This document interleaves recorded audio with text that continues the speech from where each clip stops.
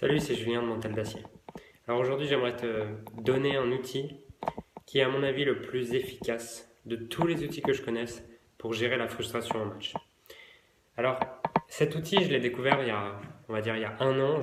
J'en avais déjà entendu parler avant, mais pour moi, c'était quelque chose que je rejetais. C'était quelque chose qui était contraire à la performance et j'ai compris en fait à quel point c'était efficace. Et pourquoi est-ce que je t'en parle aujourd'hui? Parce que c'est quelque chose dont je parle pas souvent quand je parle de performance.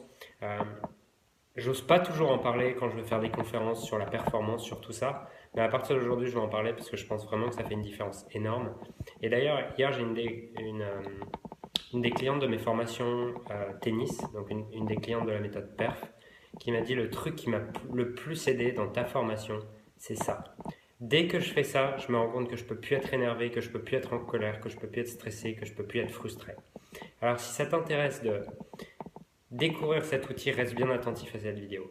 Parce que euh, parfois, quand on présente ce concept à des sportifs de haut niveau, à des athlètes, à des gens qui sont très axés de performance, ils le rejettent. Mais pourtant, ça a été prouvé que c'est l'émotion la plus riche au monde, euh, qui a le plus gros taux vibratoire et qui te permet le plus de donner le meilleur de toi-même. Alors, cet outil, c'est quoi? Cet outil, c'est de te forcer à ressentir de la gratitude quand tu joues au tennis. Alors oui, ça peut paraître bizarre, et au début pour moi la gratitude c'est un concept perché, religieux, euh, qui n'avait rien à voir avec la performance, et j'ai compris qu'en fait c'est pas du tout ça. Alors comment faire concrètement? C'est à chaque fois te reconnecter à la chance que tu as de jouer au tennis, à la chance que tu as de pouvoir euh, frapper dans une balle. Il y a des gens, je me souviens quand j'étais en pôle France, j'avais notre préparateur physique qui nous disait: Hey les gars, souvenez-vous de la chance que vous avez de jouer au tennis. Parce que déjà, vous avez la chance de faire un sport qui est un jeu. Tout le monde n'a pas la chance de faire ça. Les nageurs, par exemple, ils n'ont pas cette chance. Au contraire, ils vont nager pendant 1 heure, 2 heures sans s'amuser. Nous, on a la chance de faire un sport qui est un jeu. Donc déjà, c'est une chance. Et la deuxième chose, c'est qu'il y a des gens qui sont handicapés, qui seraient ravis de faire ce sport. Et des fois, on oublie ça, en fait. Et on est en train de se frustrer, en train de se prendre la tête parce qu'on vient de rater une balle. On vient de mettre une balle dans le filet, mais c'est quoi au final? Est-ce que c'est vraiment important ou est-ce que ce qui est vraiment important, c'est la chance qu'on a de jouer au tennis? Et la deuxième chose, c'est qu'en fait, la gratitude et la frustration ne peuvent pas cohabiter, puisque deux émotions contradictoires ne peuvent pas cohabiter ensemble. Donc si tu sens de la gratitude, tu ne peux pas en même temps ressentir de la frustration ou de la colère.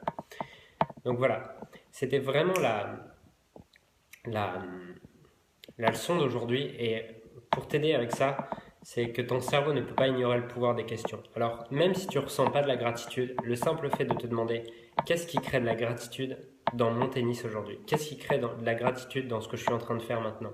Comment est-ce que je peux apprécier encore davantage le côté extraordinaire de ce que je vis maintenant? Ça, c'est une question à 1 million d'euros. Comment est-ce que je peux apprécier encore davantage le côté extraordinaire de ce que je vis maintenant? Et pose-toi cette question quand tu joues au tennis. Pose-toi cette question quand tu commences à t'énerver, puisque le simple fait de te poser cette question permet de réactiver tes ressources. Donc voilà, c'était vraiment la notion clé que je voulais aborder aujourd'hui. Et s'il te plaît, essaye-la. Sois un bon sceptique. Même si tu la trouves débile ou ridicule, essaye-la. Ok? Donc, teste-la dans ton prochain match. Euh, Tu m'envoies un petit commentaire, un petit message pour me dire ce que ça a donné pour toi. Et je te dis à très vite pour te donner de prochains conseils. En attendant, tu peux cliquer sur le bouton j'aime, abonne-toi et je te dis à très vite. Ciao.